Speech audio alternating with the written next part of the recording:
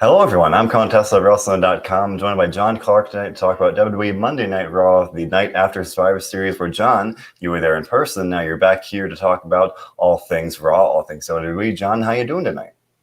I'm doing good. How are you? I am very actually. I'll save some of the egg puns till we get rolling here because I've got a couple up my sleeve. But before we get rolling here, I just want to remind you all this show, get everything we do here is available on all of our streaming platforms. So it's SoundCloud, Spotify, YouTube, Apple Podcasts, whatever it may be, we've got you covered. So, John, for the second night in a row, the most I guess prevalent story had to do with Vince McMahon's priceless. Oh, I can't say priceless. He said it was worth $100 million. His very valuable egg, his golden egg. This was the talk of the town at Survivor Series, and they, of course, kept it rolling into the show tonight with a big mystery that they're going to have both Raw and SmackDown locker rooms present for this wide-scale investigation into the disappearance of said egg. It went missing at some point during Survivor Series, not knowing who took it. And as expected, we got several vignettes throughout the show of the locker room, including former Women's Champion Rhea Ripley, of course, R-Truth, a lot of the 24/7 title scene, ripping apart the locker room, looking for this thing, desperate to find it, because not only was it, valuable to Vince McMahon, he said, no one who finds it or helps me find it, you're going to get a WWE title shot tonight. So that kind of set up Which is confusing because why would Rhea Ripley care about that?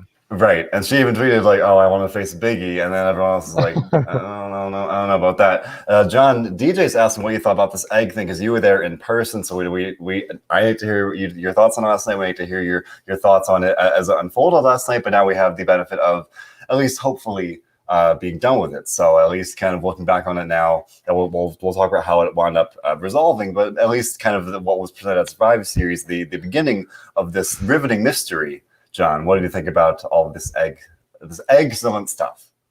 I'm not sure. I feel like a lot of people thought this was kind of the tease or set up The Rock versus Roman Reigns, and then tonight the direction they went into was completely different, which makes you think like, was this the plan all along? Did they literally just do this for Austin Theory to get a title match and lose? Like, it doesn't make any sense.